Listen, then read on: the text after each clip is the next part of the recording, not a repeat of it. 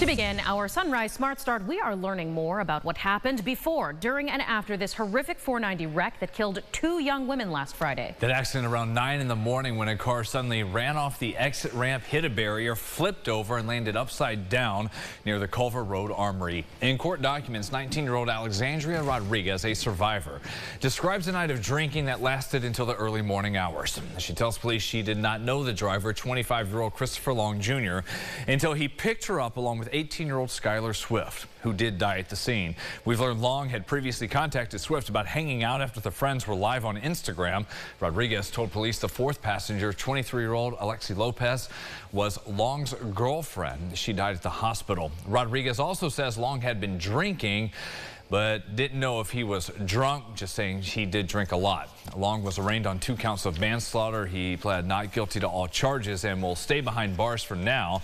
Bail set at $100,000 cash. He's due back in court tomorrow for another preliminary hearing. News 8 looking further into Monroe County District Attorney Sandra Ds' reaction to this crash where the then Greece Police Chief Drew Forsyth wrecked a town-owned Tahoe and later pled to a DWAI. In this testimony, part of the court paperwork submitted was earlier this month. Dorley makes it clear she thinks she was lied to and she did not know about the crash October 21st, 2021 until Casey Vogel, the deputy chief for Greece at the time, called 2 days later suggesting she investigate. After Forsyth resigned, Vogel sued, claiming he was demoted because he had reached out to Dorley. As part of the case, Vogel's attorney in the lawsuit filed Dorley's deposition in which she's asked about what happened. While she says she doesn't have any evidence, Town Supervisor Bill Rylick engaged in a cover-up. Dorley still questions the honesty of Michelle Marini. Marini was deputy town supervisor when the crash happened, no longer has that job, now fighting corruption charges in a separate case. Dorley, when asked about whether anyone had known Forsyth had been drinking, said this about Marini, quote, "She knew early on, and that was not reflected in the testimony or the statement that she provided to the DA's office." Vogel's attorney included Dorley's testimony in an effort to prove widespread misconduct on the part of the town. The supervisor, Riley, did not return an after-hours request yesterday for comment. The Ontario County Sheriff's Office is looking for this missing teen who's been gone for more than a month. This is 15-year-old Randall Paris Jr., last seen in Canandaigua at a gas station near the courthouse. This was October 24th around 4:20 and 5 p.m. He may still have his gray mountain bike with him and a red and black backpack. In Monroe County, deputies need your help to find another missing person, Joseph Cordello. He was last seen Sunday around 1:30 leaving the Surrey Hill Way area in Henrietta. Cordello was driving a white 2016 Hyundai Elantra, license tag MC767. If you've got any leads on these missing persons, please call 911.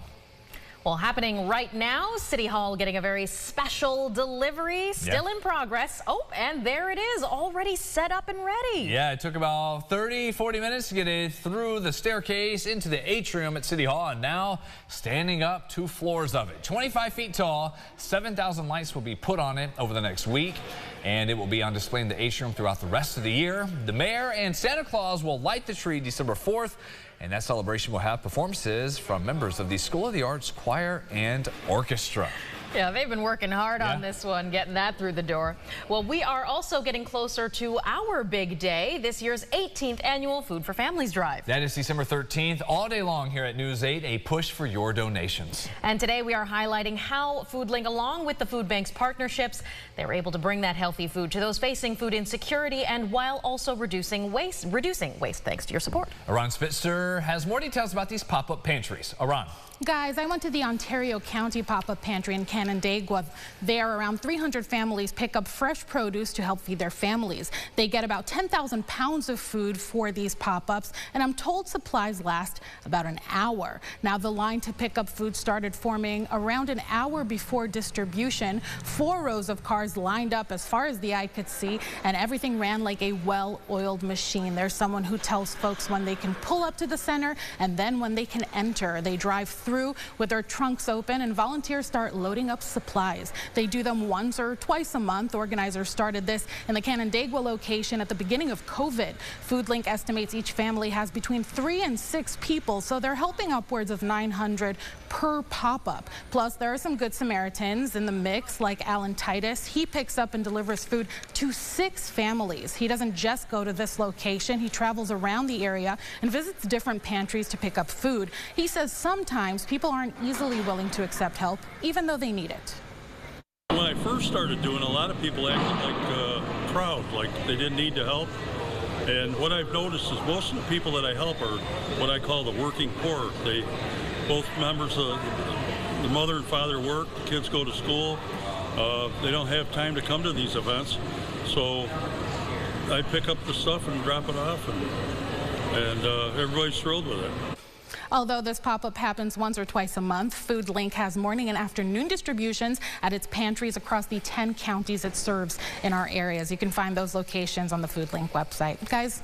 Ron, thank you again. The 18th annual Food for Families Drive, Friday, the 13th of December. Stop by the Tops and Grease to meet the News 8 team. You can also buy one of those little brown bags of hope at all Tops now and online, not just in store. And each has food needed for FoodLink to turn around and serve families in need. Sunrise traffic updates here, 6:55. Another check from the Greater Rock Sky Eye. 490 moving along, but wet conditions out there this morning. We'll wait for that rain to start to taper off here, James, in the next hour or so. Yeah. Yeah, should be out of here by 8 or 9 a.m. And then it's breezy, wind gusts 20 to 30 miles per hour at least, and temperatures are falling out of the 40s and then back into the 30s, low 30s tonight. And then it's a pretty quiet Wednesday for you. Not much going on there, just partly cloudy, and numbers from the 30s to the low 40s. And then Thanksgiving happens. Rain and snow possible. I think we're running our turkey trot in the morning through snow showers. Bundle up. But it should be generally pretty light for you. And then here we go. Friday and into Saturday, that's when lake effect sets up. And you really see a good drop in temperatures there. Consistently below freezing. We'll start to see a lot of ice get going on a lot of those waterways. Find the salt in the garage. Get ready. Throw it out there on the sidewalk. We'll see you back here at 7:25. Have a great day. Stay dry.